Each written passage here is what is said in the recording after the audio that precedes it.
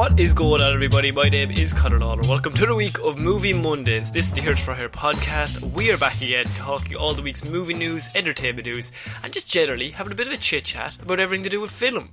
As always, I am joined by my partner in crime, Mr. Shaun Meehan. Shaun, how's it going? In great form today, Conor. How are you? I'm doing okay. There's currently a pool party right next door to where I am recording this. So, and you historically hate fun. One, I have to hate fun, but I have to put it out there straight away that if anyone is like, is that kids yelling in his background? Screaming children on Conor's audio. They're different from the ones that I already have in the dungeon. Those ones don't scream anymore, Shaun. Well, look, you spent a lot of money on that dungeon, so I'm glad you're getting your worth out of it. Construction isn't cheap in this kind of climate. Especially with the secrecy involved.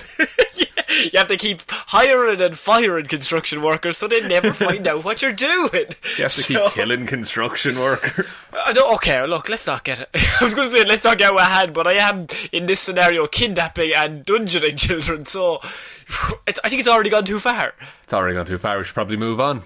Yeah. If this is your first time listening, imagine this is they're like, wow, a movie podcast. Let me just give this a Jesus. Oh, that's different. I had a hard week working at the FBI, but maybe I have the old FBI factory. I have one left in me. So Shaun, there's lots of movie news this week. We have massive DC news for the second week running, and we will finish with that. 2 weeks of DC news? It's almost like this DC domino effect in that they release one piece of news and then they have to release more pieces of news. I mean, I'm not complaining because any news is good news. Yeah, I'll take anything at this rate because there's no movies. The dregs of entertainment. Yes. Starting with dregs. Yes. Suicide Squad director. Dregs! Do you think that's what his wife says when he walks into a room? Greg! I keep telling you it's Greg. So, Deadpool's success, David Ayer, director of Suicide Squad, says that Deadpool's success is what turned Suicide Squad into a comedy. Is it now? Why this has happened is that because the Snyder Cut is coming out, a lot of people are asking about other DC properties, and they're like, are you going to do an extended cut of this? What about a different one of that? So David Ayer is the first one you'd go to because Suicide Squad, much maligned as a project that had many different cuts, had just a process of development that did not go well. So everyone immediately was like, David, if you have a cut, we can release the David cut.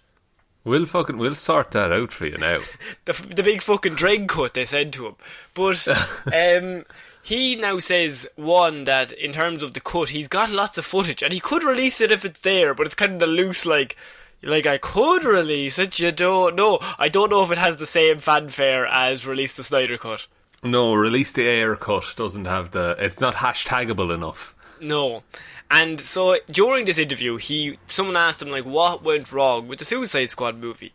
And he basically said that Deadpool's success is what turned Suicide Squad on its head. Because originally, if you remember, that first trailer that came out was a completely different vibe to the Bohemian Rhapsody trailer that we got maybe 6 months down the line.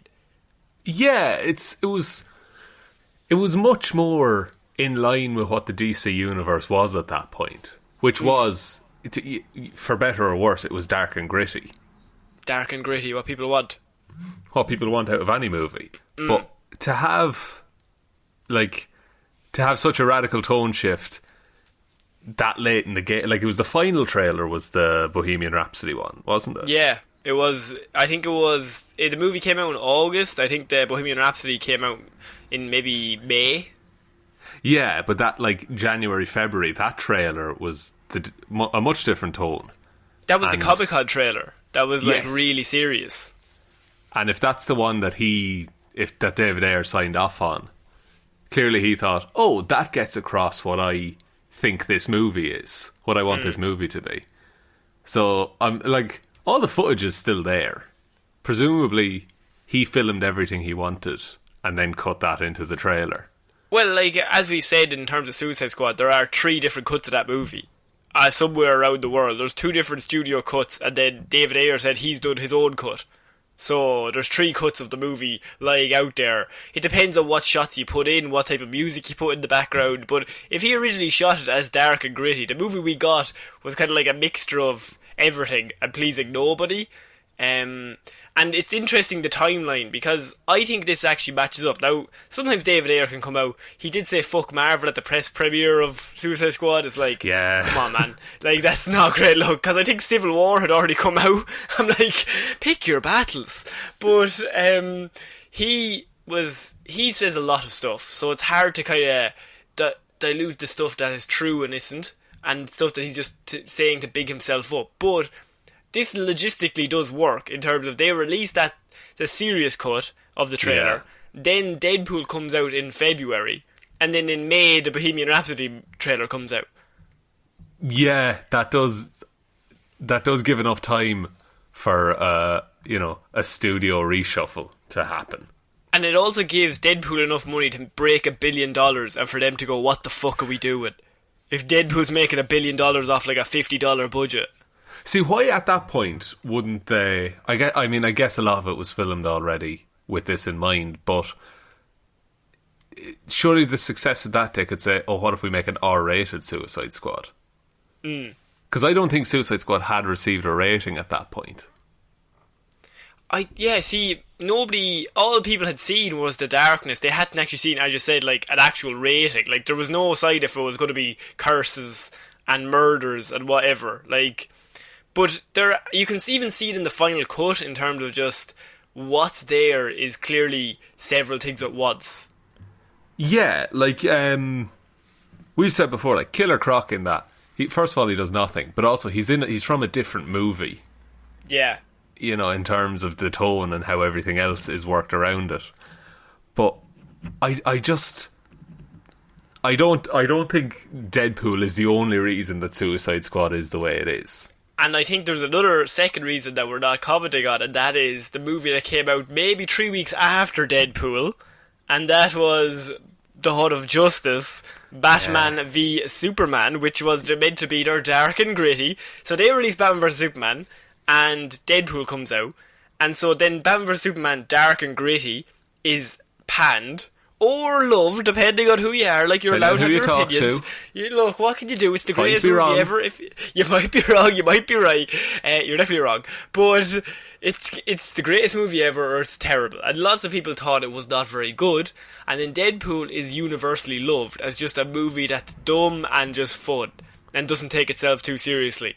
So I can understand their logic, but you can't change a movie after it's already filmed, because David Ayer has even said that this had like a knock-on effect. The response to Batman v Superman the word he used was a ripple effect throughout all of the next DCEU films, and they had to go back and reshoot a lot of Suicide Squad things to change the story and to change the plot. Yeah, and they wanted it to hit these beats and be this cool and be quippier and funnier.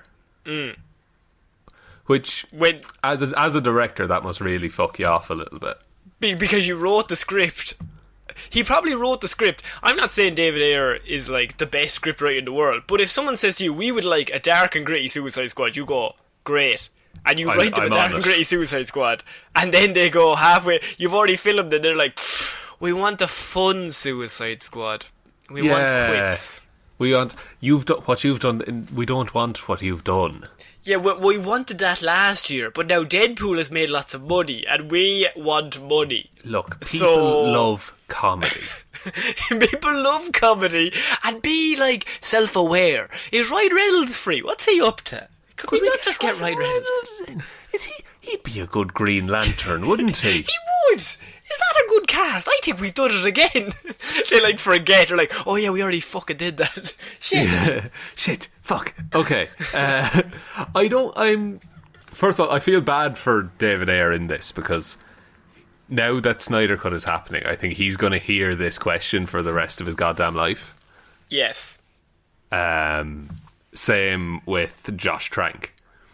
No, Josh Trank came out this week and was like, no, I will never release the cut. Don't start a petition. I think his words were, don't start a petition.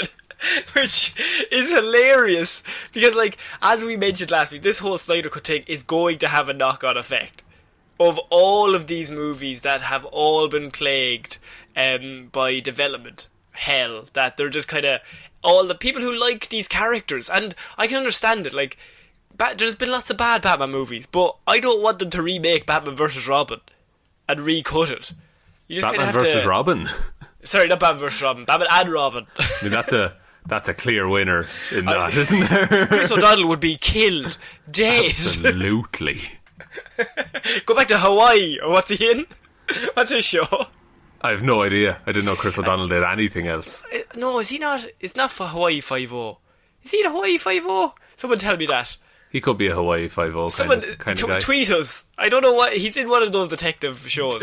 Just tweet us with no context. Hawaii no context. 5-0 or not Hawaii 5-0. That sentence. So I'll never actually know the answer. It's like Shakespeare. Exactly.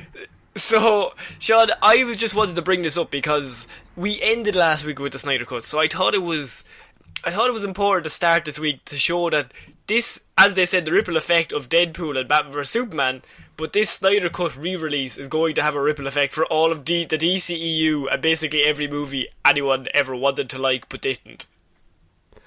Yeah, and like, not even for things that already came out, but things that will come out in the future. Yeah. And you gotta hope a director doesn't just be like, oh, my cut was better, and then not be able to back that up. See, I that's a terrible position to be in, because now, as you said last week, the Justice League has to be good. But David Ayer has said that there is footage there, that if you wanted, like, I could pull it out. But do you even think that would work anymore? Like, now we've had Birds of Prey and all that stuff. Do you think that Suicide Squad world even... Does anybody want the dark world? I don't know. See, I think Birds of Prey sets a better tone than Suicide Squad sets, because Birds of Prey, weirdly, it knows more what it is. Whereas, through no fault of the film, Suicide Squad is a confused mess of several different films slammed together, which is exactly what we're talking about. Yeah. So I think if like, whatever movie you make, if it just has a fucking, like, grounding, and it's like, this is the logic of this world, and this is how it works, and this is how people act. If you get that nailed down, any film can work, I feel.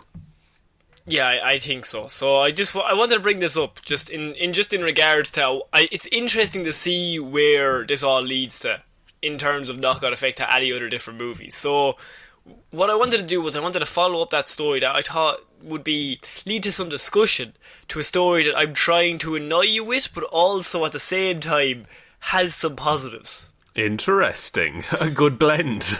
Indiana Jones 5, Sean. Oh. James Mangold has been confirmed as the director of Indiana Jones 5. I knew I'd get that reaction. Interesting. Because yes. James Mangold famed for Logan, yes. And Ford vs Ferrari last year, I think. I'm going to focus on Logan for a minute. Okay, because it's around that same idea, yes. Yeah, old man, still at young man things. Hugh Jackman is not an old man, though. Wolverine is like 250 in that movie. Hugh Jackman looks fantastic for 250. He does, but yeah. He's literally not as young as he used to be, and that's also literally true, emotionally, yes. He's tired as fuck. He's just nom, nom, nom, nom, nom. That's my sleep noise. How do you sleep? I scream sleep. Scream sleep.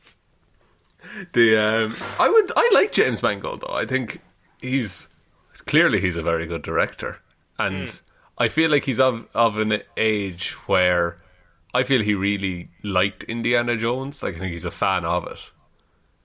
So getting to make an Indiana Jones movie is probably he probably cares about it. But here's my question: why would you want to get involved in this at this point in time? Now, I'm not saying Indiana Jones 1, 2 and 3. I'm thinking of 4, and that was bad. That was what, 2006? I've been formulating a little theory about Indiana Jones and how it can be a good movie. And I think Okay. it makes sense solely on the fact that Harrison Ford would go for it. I think you kill Indiana Jones. Oh, he would love that. He would. That's his absolutely love it. dream. He's systematically going through all of his famous parts and killing them. Yeah, like, did he die in Blade Runner 2049? Oh, he'll make sure he does. I can't remember. Did he die? I don't know. I forget the entirety of that movie. I seen it and then I forgot. But I think you give him like an Iron Man send-off. I think people will like that movie regardless. And replace him with Shia LaBeouf? I think you have to, don't you? I think we're contractually obliged. I mean, they did we all have that. to replace. They did all those story arcs for him in 4. Yeah, no, Shia was there. It was off the Transformers movie. Everybody loved Shia. He was the hot new thing. He was just coming off Even Stevens. He was the hottest thing in Hollywood. After Beans from Even Stevens. Well, Beans, he deserves all the Oscars he's ever going to get. But Absolutely. I mean, Shia following him up, how could you follow? He's in the shadow. He's in Beans' shadow. Well, now he'll come into his own as an Indiana Yeah. Jones type. I think you bring back Short Round, get him in. Maybe he's Yeah. the baddie this time. Is he big round now? Oh, I think he's jacked and huge, but everyone still Yeah. Indy still calls him Short Round, Oh, and everyone yeah. else calls him like the Human Hatchet or something like big that. I was going to say big motherfucker, but the Human Hatchet is the coolest fucking name for a killer. Yeah, That's he's the also a fucking Human Hatchet. luchador. Fucking on the side. Holy shit, that's the Human Hatchet. He's a 13-time world champion. Fucking hell. I just think that's... If you say goodbye to Indiana Jones in a movie, because that's the only story they can tell now, right? Because he can't survive and go off into the sunset again. I want him to die by nuclear blast in a fridge. That's all I want. What if the film opens up and it's just him in a hospital and it's just like, yeah, you have a shit ton of radiation, but like you're riddled with gammas. Your bones are just they're falling apart. It's like it's like the start of Chernobyl. It's like you boiled potatoes for too long, and that's your bones. Oh, that would be so funny. And Harrison Ford be into that. He just have to lie down. Oh yeah, I think like don't give him any physical things to do in this movie. You just have him in his bed. Just like, I wish I was out there helping you, Shia, but I just Oh my can't. god, you do like a Titanic, and it's old Indiana Jones telling a story of just young Indiana Jones, but it's Alden Ehrenreich. This is going to be great. I'm loving this movie. You know what? I've kind of turned around now. Alden needs to replace him and have Shia there, because you have to pass on the leverage, like, I don't know, the legend of Indiana Jones, but you can't pass it on to Alden. He's only going to be around for one movie. Shia's the big thing. Shia is the big thing. So you have Harrison Ford Titanic it, and at the end he's like, and then I was in a fridge, but I just survived. I just lived, and that's when the credits roll. I got exploded by a fucking nuclear blast, but I was in a fridge. I flew 700, I can only assume miles. Landed, rolled several times, went, dust off me shoulder there now. Alright, cool, let's go on to the next adventure. James Mangold also isn't afraid to kill off a fan favourite character. No, he's an incredible director, like, just for this. Yeah, like, I don't think anyone would want to rewrite Logan where Wolverine survives. It's not as good. It's not as good, and I think the movie, people appreciate the movie for doing that and telling a good story. And, he dies in a satisfying way. You get me? And so, would you... Spielberg, by the way, I was going to say, is still on as producer. Would you prefer that Spielberg kind of took a step back, or James Cameron this, maybe as like Terminator?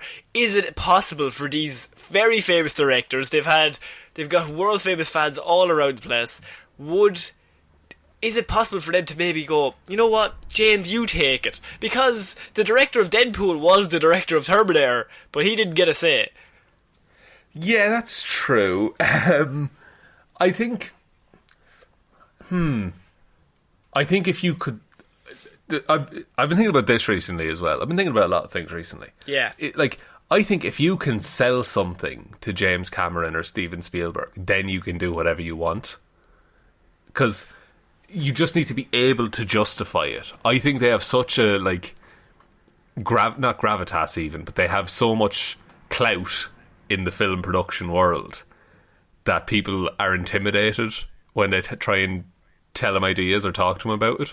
But you need, especially I for feel these Taika characters Waititi that will they be very create. good at this. The characters they created and, like, birth their whole stories out of them. But I feel like you just need to be able to be like, no, but listen. And then you sit them down and you give them, like, theatre of the mind the entire movie. And then they'll come around. You can't say, like, oh, you're out of touch. But you're like, maybe that worked in 1995. But maybe in 2020 we could do this with a character that would be cool. Yeah, and you disparage comic book movies because they'll love that. Yeah. Like, we're not trying to do an end game here. We're trying to tell a real story. That's all. Endgame is dog shit. Fucking dog shit. You're talking about Kevin Feige. Movie. He's just looking at you. He's like, why did you come to Marvel? You're the Russo brothers. Yeah. The Russo brothers just talking to fucking Spielberg. We're not doing Endgame here. Endgame was shit. Civil War dog shit. Like, did you not direct it? Shut up. Shut up, Stephen. The fuck up. But yeah, James Mangold has signed on to direct Indiana Jones 5. I think of all the directors, the more I thought about it, the man who directed Logan, it's the same story. Just do it again. You do, like, do it again, but we haven't seen, like, in Indiana Jones, he's never faced up to any repercussions ever.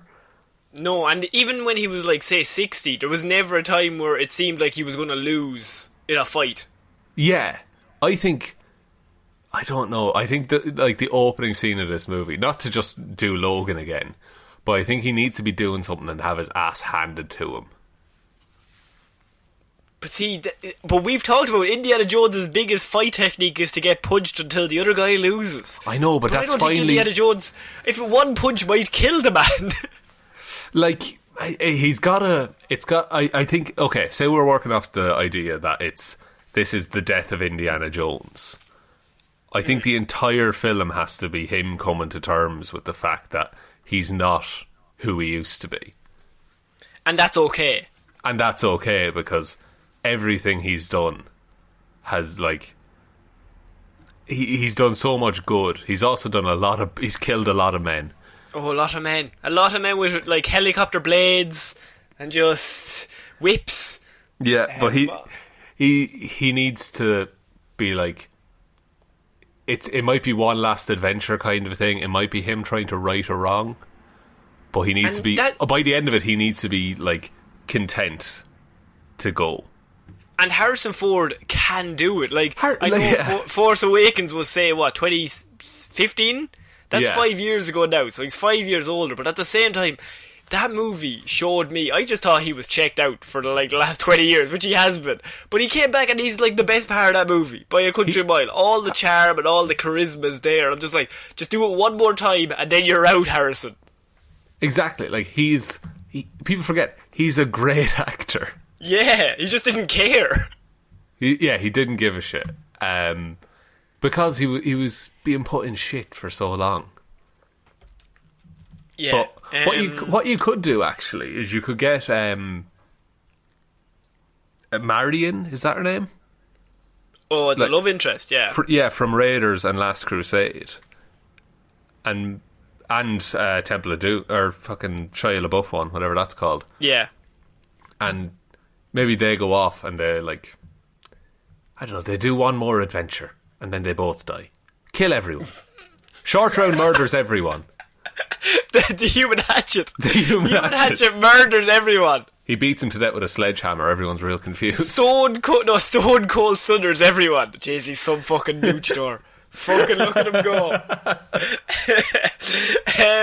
Okay, we're going to move on to the next piece of news, and that is Sonic the Hedgehog is going to be returning for a sequel. So, the Sonic the Hedgehog movie came out in February. I think it was like one of the last movies that came out. Made a lot of money because, of course, there's been very few movies this year. True. And now it has been signed on that Sonic the Hedgehog will be returning for a sequel.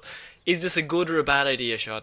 I think it's a fine idea. I mean, they set it up at the end of Sonic, as far as I know. Like, you see Tails.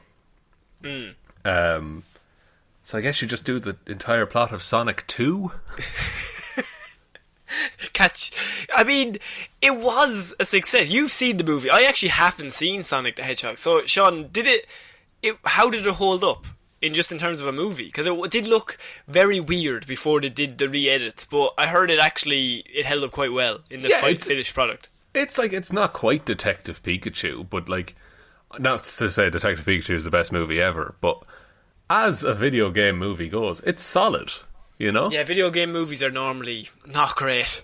Yeah, but like, some of the humour doesn't land, but you're going to get that with most humour in a movie, because it's entirely subjective, you know? Especially kids' humour. Like, if you're aiming at a younger audience, like, not every joke is going to land with you in a man in their 20s. Exactly. Like, it's not even particularly aimed at the younger audience. Like, it is there, like, in the back of it, like, oh, you guys like Sonic because you played Sonic growing up.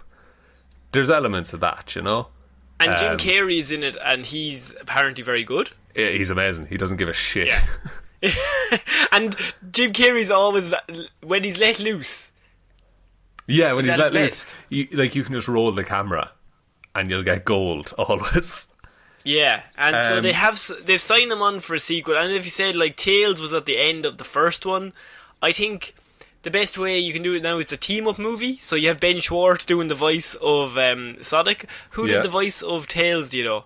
I don't know off the top of my head, but if it's not Chris confirmed, Pratt, somebody from Parks and Rec, I would get Thomas Middleditch. Oh yeah, of Middleditch and Schwartz. Middleditch and Schwartz. Have you seen their comedy on Netflix? I've seen tiny bits of it, but I haven't actually seen much of it. No, it's like an improv comedy show, but like they do a whole play in improv. And they bounce off each other really, really well. So I think if you got them both in like a recording studio, that'd be amazing.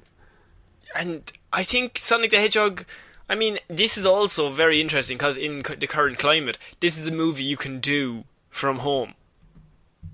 Oh yeah, totally.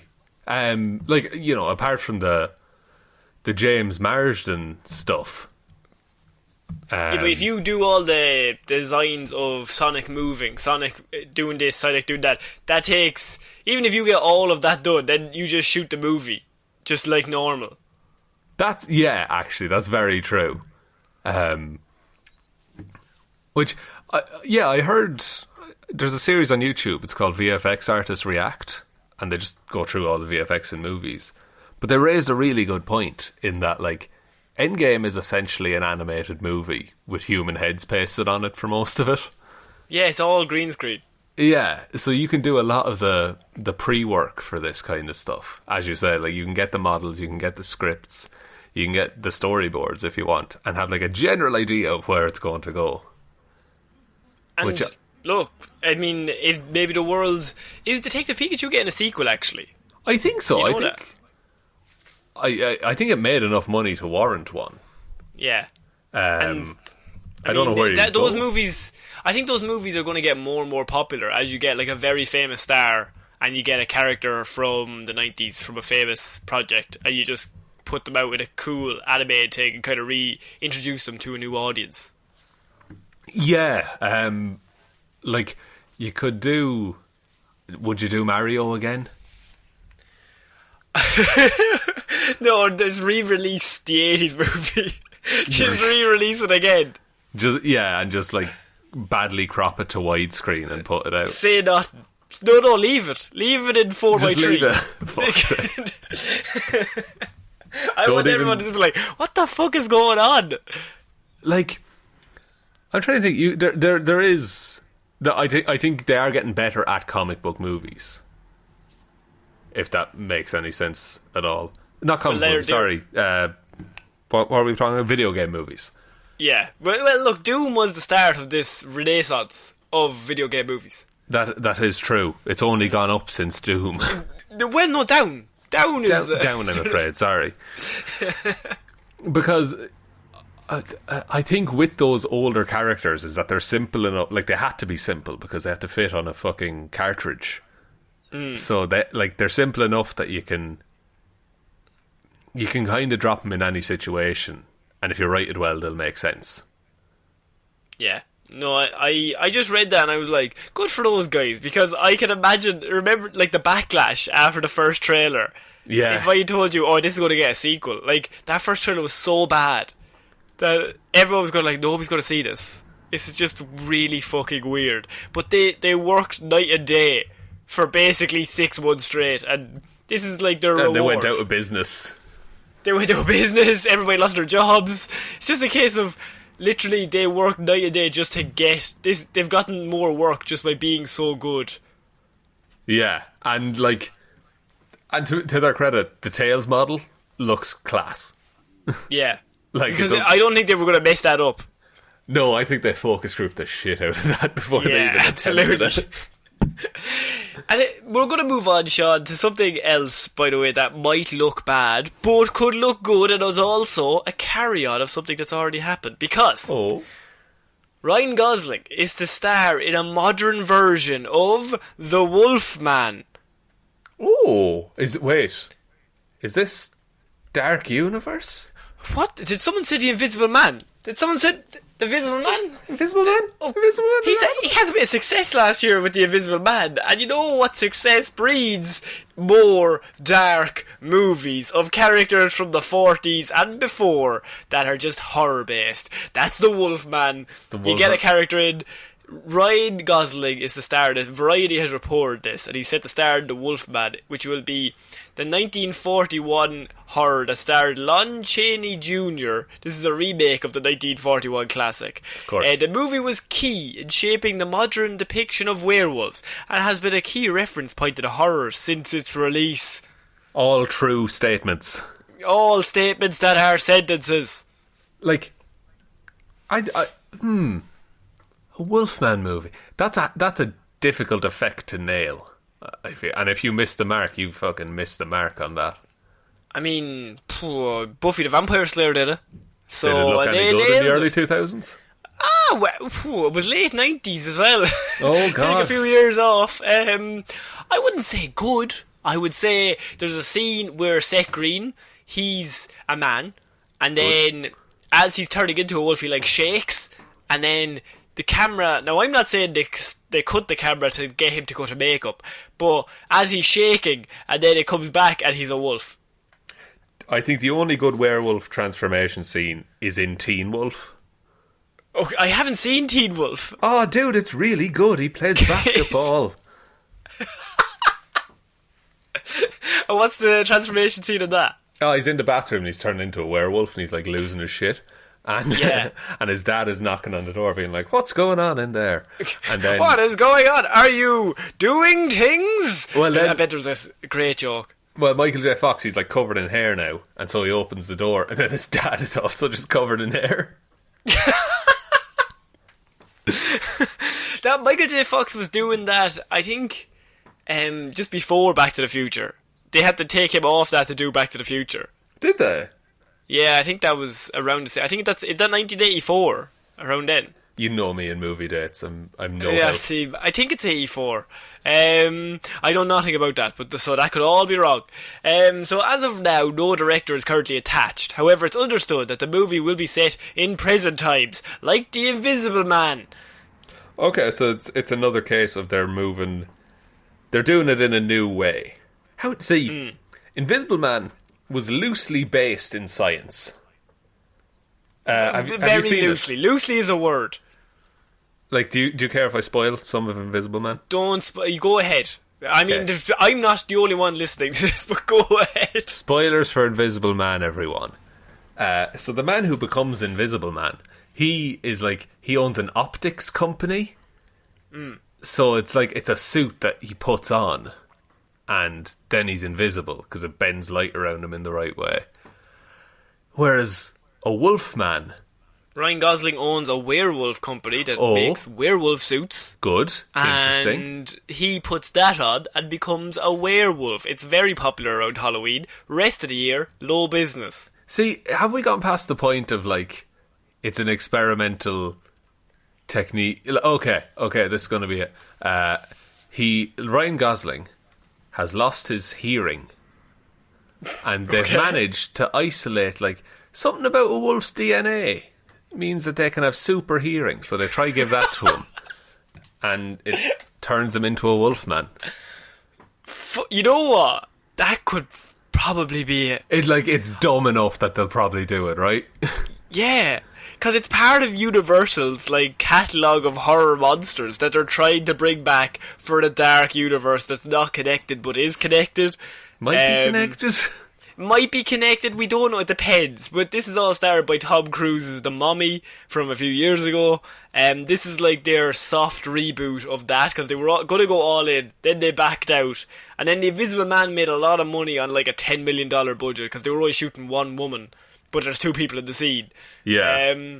But then, now they're doing, if they're doing The Wolfman, like, surely that's a lot more money, just even on prosthetics, and making it look good, and getting the CGI to look well for when Ryan Gosling, very handsome man Ryan Gosling, turns into a werewolf, unless he's a very handsome werewolf, which I don't know if that'll strike fear to anybody. Yeah, you see, I don't know, like, fair enough, they might want to put more money into it, but I don't think I think they might expect the same, like, margins, but you know, we paid 10 million and we made 100 million. I think if you pay 100 million, that doesn't guarantee you're going to make $1 billion, you know? Well, did you know that there was also a Wolfman movie back in 2010? There wasn't there? Who was in it? Can you remember? No. Benicio del Toro and Anthony Hopkins. The lads, yeah. The big boy, the big hop man himself. He was in it. It had a budget of $150 million and did not make its own production budget. And that was one of the nails in the coffin for the Dark Universe. Yeah, so instead, The Invisible Man was made for $7 million and made over $120 million. So now they're like, the Wolfman is back, and people said, I don't think people care about the Wolfman. I think in horror movies itself, we've kind of seen everything. Everybody's seen every monster. There's a guy with a sword, there's a guy with an axe, there's a big monster, there's a demon, whatever. I don't think the Wolfman has the same effect if people are like, wow, that looks scary. Yeah, it's got to be the story you tell around it, I suppose. But surely the central conflict is that he's a man who turns into a wolf every so often. Ryan Gosling's the real like trump card they have here, because Gosling's a great actor. Like the big Gosman himself, he'll bring it. You just need to give him a good script. That's a bold claim, but okay. Come on now. Come on now. Sorry. You don't like Ryan? No, I do. I was taking the piss. Oh, right. Yes, attacking the man personally. And Eva Mendes, fuck her. What's wrong with Eva Mendes? She's married to him. Go away. God, that's an attractive pairing, isn't it? The two of them. Is the child going to be good looking or ugly? It's always the pretty ones that have really horrible looking children. What if it's the one like human that has everything? It's just the best. That's the peak human. Peak human? No. What about Blake and Ryan Reynolds? Blake Lively and Ryan Reynolds are back in the book. One of them has to have the ugly child. If you have to put money on which one of those beautiful humans has an ugly child, which one are you picking? Ooh. Yeah, where have we gone? It's a tough one, alright. It's a tough one. Yeah. I think what's going to happen is they're both going to have ugly children. But then those children will marry each other together. Yeah. Yeah, and have like supermodel children. Yeah, and then so we just got to trickle it down a little bit more. Yeah, we just got to wait 2 generations. We'll all just wait it out, lads. So people who have been approached to direct the movie have been, 3 names have been thrown around. John Krasinski, James Wan, and Paul Feig have all been kind of thrown together. But there's nobody in the running currently. So they are just names that I think are somehow related to the Dark Universe. Because I remember Paul Feig he pitched Universal a few different characters a few weeks ago or a few months ago. So I don't know if he's confirmed for this or he's just in that orbit. But they're all 3 very good directors. Like John Krasinski has been proven that he can do tension in a horror movie. But I don't know how much tension in a horror movie you could do in a Wolfman movie, because I'm assuming he has to turn into a Wolfman at some stage. Yeah, and clearly like, it's a tough one. It's like, I don't have an example there, but going in that Ryan Gosling is going to turn into a werewolf in this movie. What? So spoilers. If they try and do the thing where it's like, who could be killing all these sheep? It's obviously Ryan Gosling, because we've seen the poster. And it cuts to him and he's just like brushing his teeth. He's like, can't get this fucking thing out my tooth. Oh, it's a bone. Mutton, lads. Yeah. Mutton.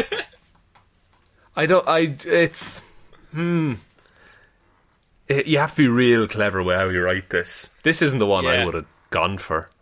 No, out of all the ones you could do, I think Wolfman would be my least. I would be like, maybe we'll leave Wolfman until we have like so much money coming in that it's like people will see anything we do. I think if Wolfman, if this was like the Avengers, Wolfman is the Hulk, and it's very difficult to do a Hulk movie. Actually, those characters are very similar, aren't they? Yeah, I just thought that. What the fucking hell? Everything's the same. There's only 6 possible stories anything could have. That's true. Creativity is dead. So we're going to move on to our next piece of news, including, it's very interesting you say creativity was dead, because I have my first 2 words of this next sentence, Sean, are Gambit movie. Oh no. Gambit movie included X-Men villain Mr. Sinister, confirms Simon Kinberg, who directed X-Men The Dark Phoenix last year. Yeah, so in the Disney-Fox merger, a bunch of details came out about all the planned X-Men movies. And among a lot of shit ones, was this, that the Gambit movie would have dealt with Mr. Sinister, who was teased in Dark Phoenix, as far as I know. Was he? Yeah, I think you see there's a briefcase with Essex Corp on it. And who is Mr. Sinister? Just for anyone listening. Okay, this is a very, very surface level rundown, because I don't know a huge amount about him. So, Mr. Sinister's whole deal is that he wants to perfect human evolution. But he's a genetic scientist, right? Right. He wants to perfect human evolution by controlling it. And so he thinks mutants are because of the randomness of mutations, he wants to eliminate mutants and then make the perfect human. Something like that was going on in Logan, a little bit. A little bit, yeah. That the whatever chemical they put in drinks or the water supply, it stopped the birth of mutants. Yeah, it stopped mutations, and then Sinister wants to control mutations. So he was originally meant to be the villain in the Gambit movie that we've heard, that was on, that was off, that was on. Channing Tatum, he was getting dragged around all over the place. He was signed on since 2008 to do this movie. Jesus Never Christ. happened. But Channing Tatum will now not be doing the movie. Also, Simon Kinberg directed Dark Phoenix, and so he was doing all these interviews this week because people kept asking him, is there going to be a recut of the Dark Phoenix? And he was like, well, if people want it, I'll do a recut of the Dark Phoenix. By which he means, I'll get an editor to do it and sign off on it. But then there was also another story where he was like, no, everything in the movie I really wanted in Dark Phoenix, which means that's what he said was good enough to be in it. Yeah, that's the best. Well, see, they had to reshoot the ending. Yeah, because it was Captain Marvel's ending. It was the exact same as Captain Marvel's ending, yeah. So, they might get that, or you might get details of that. Or, I A lot of these will you make a remake things, I would be satisfied if they just put out their original script. And like let people like they did for Colin Trevorrow's Star Wars. Yeah, exactly. That you just here's the general outline of what we intended, and if they all go, oh, that would have been so much better. It's like, yeah, but it's not what we got. End of story. Yeah. So I just read that and I thought that was interesting, just in regards that this Gambit movie, they had thought of a villain for him. It seemed like it was fairly pre-production, I should say, it was fairly like about 80% done. Every single time they pulled the plug. Yeah, they just seemed to be constantly tipping along with it. And then now it's never going to happen because like they've sold all to Marvel. And so Marvel now have a choice of whether they want to even do a Gambit movie, and I don't think they're going to start the X-Men universe with a Gambit movie. He's the new Wolverine, yeah. Actually, you know what? He could have been. Like, people love Gambit. I think in certain circles people love Gambit. I think people love the meme of Gambit at this point. Okay, fair enough. Okay, we're going to move on to another piece of news, and this is our last before the big one. And this is just a small news story that I really wanted to talk to you about because this is a movie idea that I never would have thrown out there. But I'm just going to explain it to you. I'm going to read the headline. Peter Dinklage and Jason Momoa are set to star in vampire movie Good, Bad and Undead. Wow, okay. Yes. That's an interesting cast. Yes, so Peter Dinklage, of course, from Game of Thrones, and everyone's favourite movie, Avengers Infinity War. Where's the handle? Where's the handle? Where is it? Where's the handle? He's always looking for the handle, Sean. Handle. Where is it? Where is it? Is that Endgame or Infinity War? That's Infinity War. Where is it? Well, Peter Dinklage 100 quid if you can name that planet that they go to. Mjolnir. No, that's the axe. Is it? It's not nowhere. Stop me here. It's... What does it start? Does it start with M? It starts with N. N. Novacore, was it? It was indeed. Well done, Connor. What is it? Nidavellir. Oh, no, fuck it. No. Oh, yeah, just Nidavellir, yeah. I already have Mjolnir in my head. Like, you think I was going to pull out Nidavellir as well, Atches? Ah, that's... So, Peter Dinklage and Jason Momoa will be in the vampire action adventure. The duo are in talks to star in the legendary project, which is described as Midnight Run in a Bram Stoker world. So, Dinklage will play Van Helsing. The last in a long line of vampire hunters, okay? Yeah. And now, on the other side, who has an uneasy partnership with a vampire, Jason Momoa, who has taken a vow never to kill again. I promise. I really promise this time. That's amazing. Together, they run a scam from town to town where Van Helsing pretends to vanquish the vampire for money. But when a massive bounty is put on the vampire's head, everything in this dangerous world full of monsters and magic is now after them, as somebody puts a bigger bounty on the vampire, and then everybody chases after the vampire, plus Van Helsing. That's so good. That's such a clever idea. Is this not a great idea? This is this is a genuinely good premise for a movie, right? Yes. Yeah, no, it is. I read this and I thought, I would watch this. And yeah, and it's original. It's not a live action remake. You got your cast. You got good cast. It's dumb. Yeah, but some things you can have a dumb movie. It's fine. Yeah, not every movie has to be the best movie. If that makes sense. Well, yeah, so you have Dinklage playing Van Helsing, and him and Momoa are kind of working this every town they go to. He's like, I'll catch him. Yeah, they're grifters. And then he comes and catches them, and then they move on to the next town. And eventually, they bit off a bit more than they can chew, and then you have Dinklage who plays Van Helsing, and Momoa is now trying to fight off the whole town at once. That's so good. I also loved the idea of, because they were both on Game of Thrones, I don't think they had a scene together. Well, they didn't. No, they definitely didn't. So now they're finally working together, so they can be mates.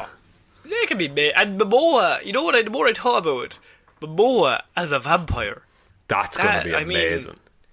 I mean, Momoa is so cool that he's just going to pull that off perfectly. Like, a vampire, the perfect vampire to me is like the coolest guy in the room, but he's also like, he's slick. Yeah, like Momoa would be like the kind of vampire from like Castlevania games and things like that. Like, just like opulence in this big old castle. And he's like drinking a wine. Just looking at you, but is it wine or is it blood? He's going to have like a golden chalice kind of thing. Yeah, absolutely. And rings all over his fingers, just looking at you. Necklaces, jewellery, a high collar. Somebody get us in this movie. Just in the costume department, bring us in. More jewels. I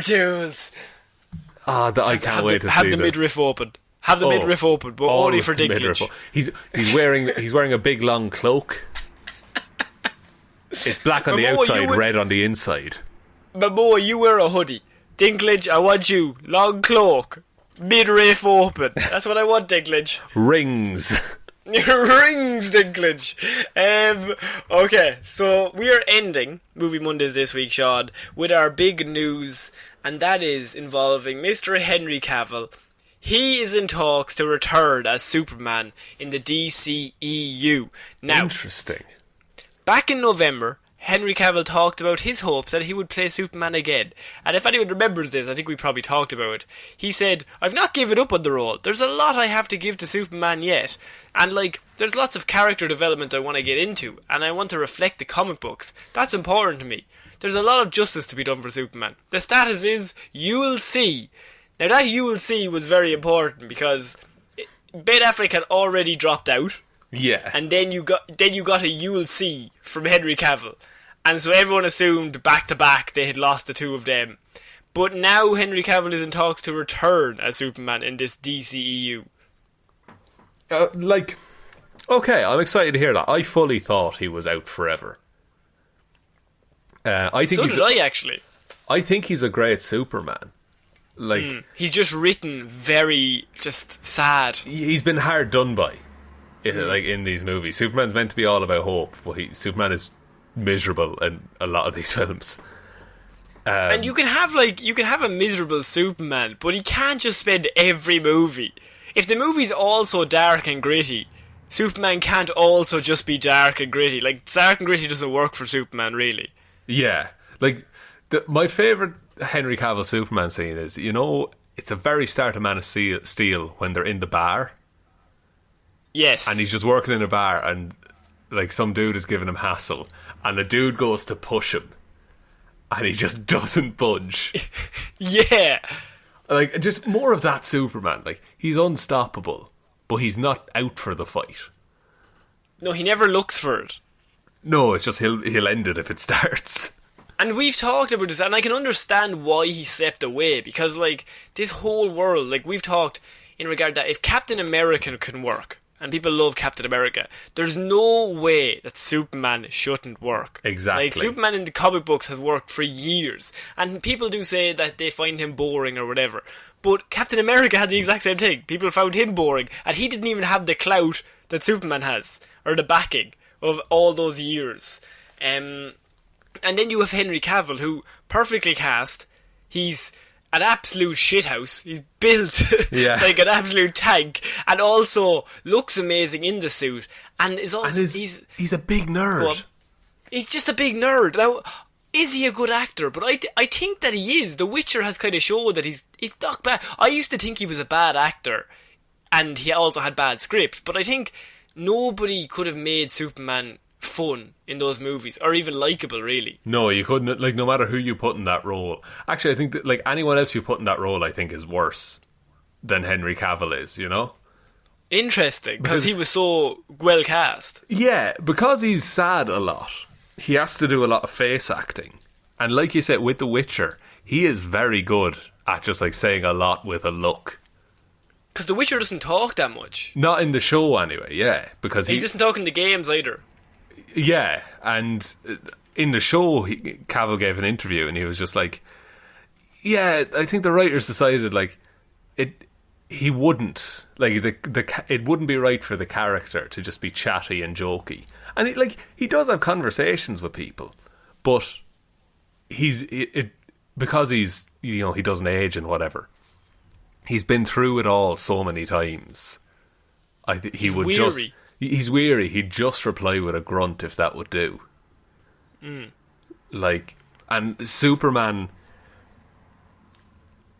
If Superman is sad, he wouldn't be like, "Oh, I'm sad." He would just look. First of all, I don't like the church scene in Man of Steel, where he just goes and confesses all his problems. And maybe that's a factor of me watching Smallville for 10 years, and it just being Superman having. That show is just Superman having problems. Yes, but if Superman is sad, what is the point of Batman? Exactly. Now, this does raise an interesting question of, in the DC universe in the future, how does that line up with the Pattinson Batman? Yeah, which is a whole other can of worms. But and there actually, I have several pieces of news regarding that. Just this also comes back the week after, obviously, the Zack Snyder cut. That they released this, that he's not fully out, which means that he probably thinks the Zack Snyder cut is better, or whatever Justice League is going to make him look better, which is good. But what he's signed on for is apparently, originally they were like, he signed on, J.J. Abrams is rumoured to be doing the next Superman movie, and then it was rumoured that Henry Cavill will be signing on to be his Superman, because J.J. had said, I don't want to do it with anybody other than Henry Cavill. And so when this news broke, everyone was like, J.J. Abrams, Henry Cavill, same movie. That could actually, you could make a lot of money with with that combination. You really could, and there's enough right with the Cavill Superman that the writing even has to be halfway decent, and I think you'll have a solid Superman movie. I think he can be good. He can be.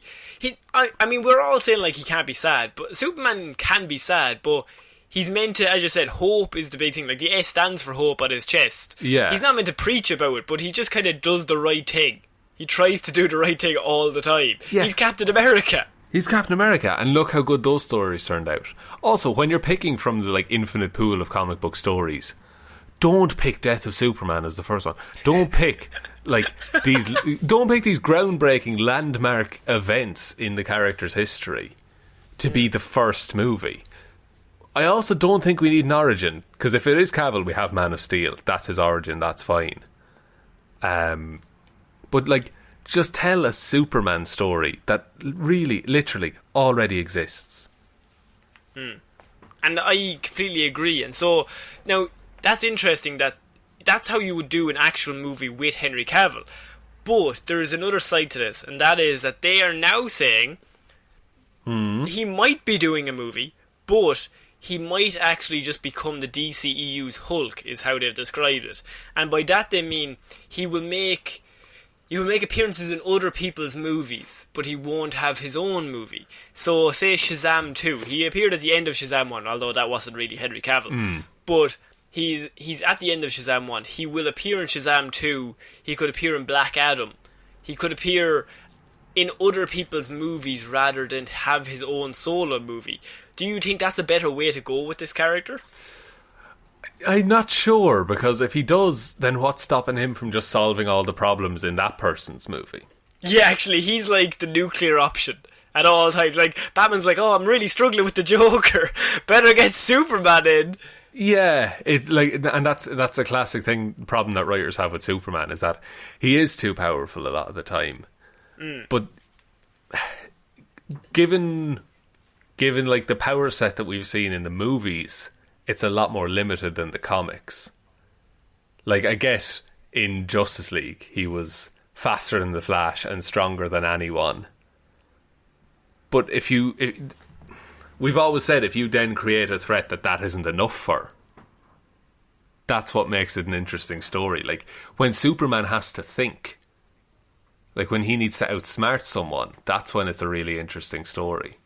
There was always there was the great idea that, say, Darkseid or Apocalypse or whatever, they come to Earth and all the heroes are trying to fight this fucking Darkseid, and they're all just getting absolutely fucked up.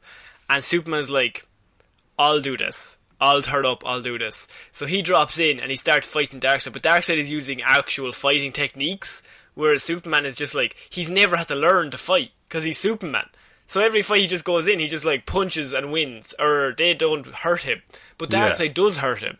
So the fight is going on and Superman's losing, because Darkseid has all the same power, but he also has technique. And he's just like, he's slowly breaking him down, like hitting kidney shots, and just like, and Superman's like, fuck, what is going on? Like, normally I just punch until I win. And I love the idea that then, that say, Superman gets injured and he either has to go off and like, he's like, fuck, I need to learn how to fight. Yeah. I can't just rely on just natural talent. And that's perfect character growth, because that character never has to do anything other than just what they've been born with. So you even have a scene where, say, he's training with another DC character. Maybe Batman trains him. Maybe Nightwing trains him. Exactly. Maybe he goes to Black Canary. Somebody who's very good at fighting and is like, your superpowers won't help you. Darkseid is too fucking strong to fight him hand to hand without any training. Exactly. You're so right, because Superman grew up on a farm, so he knows the value of hard work. Yeah. But we've never seen that. Like, and wouldn't it be interesting if Superman had, like, I don't know, I'm thinking two things at the minute. One, he has an enemy that you can't just fight. You know, like... Yeah, you can't fight until you win. Exactly. It's... I don't know. Maybe it's all this shit going on in the world right now with, like, a virus that we can't see. Like, could Superman help right now? But he doesn't have to help with the main thing. He can help in other ways. Exactly. And maybe that is a factor of, in other people's movies, you can just be like, yeah, Superman is busy, you know, pulling a sinking ship out of the ocean, and you see that. But actually, one thing I do like about Batman vs Superman, which is very few, and I will never say this again, but, and obviously the bit where he goes to the whole fucking desert halfway across the world because Lois is in trouble, that's a bit weird. But you know the montage where he's like saving people in the flood? Yeah. And he's like picking them up off the roof. That's Superman. Like, that's what he does. Yeah, that's his jam, man. He doesn't need the tanks. He just turns up, he just does it, and then he moves on to the next thing. And he never actually asks for any sort of help in any way. Why he's there is like, I'm here to help, so I'm going to try and help any way I can. Like, what do you need from me? Yeah, and this Superman is established enough that he knows what not to do. Like, yeah. I think they missed a golden opportunity with... Because after the destruction of Metropolis, people were like, no, let's get Superman out of here. But I think we didn't really get to see, like, Superman flies off into space and it's like, okay, they clearly don't want me. Like, for Superman to feel abandoned by his adopted home, I think that's an interesting story. And actually, the end of that movie is one of the main problems with this character, in that him and Zod just punch each other until he breaks his neck. Yeah. They just punch each other repeatedly until he just decides, okay, I'm going to break this guy's neck so he never has to kill anyone ever again. I'm just like, that is not as interesting as Superman having to outthink his opponent. Yeah, like that'll be talked about until the end of time, I feel. Yeah, and as you said, he should have... There has to be a scene where Superman's like, fuck, yeah, no, guys, if they don't want me, they don't want me. And yeah, maybe I'm not helping. Yeah, and then you have to have the moment where you can do good. And, like, even if it was the opposite, where he, like, looks at Batman, he's like, there's just some fucking normal dude doing what he can to help. Like, so what am I doing up here when I have 10 times the ability that guy has? Why am I running away? Yeah. And look, maybe this has all been thrown around a boardroom in Hollywood and they've decided it doesn't make money. But in terms of telling a good story... the other thing did. You what, sir? I said the other thing did. That's you know what true. I mean? Justice League made, like, loads of money. So much money, Sean. It made heaps of money. It didn't get heaps of 5 stars. No, it actually didn't even make heaps of money. Aquaman made more money than Justice League. Oh, boy. That's all you need to know. Yeah, and look, there are enough successful characters that people like in the DCEU that maybe you know, that universe doesn't have to close and it doesn't have to hang entirely on Superman. Yeah. So Henry Cavill is signed back on. Would you like to see him in a cameo role or having his own films? I'd like to give him his own good film. Just one good one. One good one, then he can hang it up if he wants. Yeah, just give him one. James Mangold, come back. Just get James Mangold in. We'll Kill do Superman Logan again. Sean, I think that's it for this week's Movie Mondays. That was a really good week of movie news. We had some discussions. Yeah. We never have discussions. No, usually you just rattle off your own opinion and I just have to say yes or no. Yeah. Agreed? Yes, good stuff. That's good, excellent. Glad we're all agreed. Shall I take us out? Please. Thank you everyone for listening to this episode of Movie Mondays here on the Heroes for Hire podcast. Big thank you as always to all our patrons over on Patreon: Alexander Williams, Ciara Lawler, David Clarke, Ed Ball, Joe Burney, Ray Ging, Roisin Hally and Ryan Evanson. You guys all help keep the lights on. That's fantastic. Thank you so much. If you would like to join those fantastic people, go to patreon.com/Heroes for Hire podcast, or there's a link to that in the description. The best way you can help the show is by telling one human being that we exist. Just the one. Or by rating us 5 stars and liking us and subscribing to us on iTunes or your podcast platform of choice. On the Spotify, I think it's pronounced. That is the correct Dutch pronunciation, yes. Yeah. I'm Italian. You are indeed. We're on all social medias. They're all linked in the description. You can email us at heroesforhire_@outlook.com if you have any questions or comments or any thoughts about this episode. But other than that, is that about it, Connor? I think that's about it, Sean. So I've been Conor Lawler. I've been Sean Mean. And we'll see you next week, guys. Bye. Bye.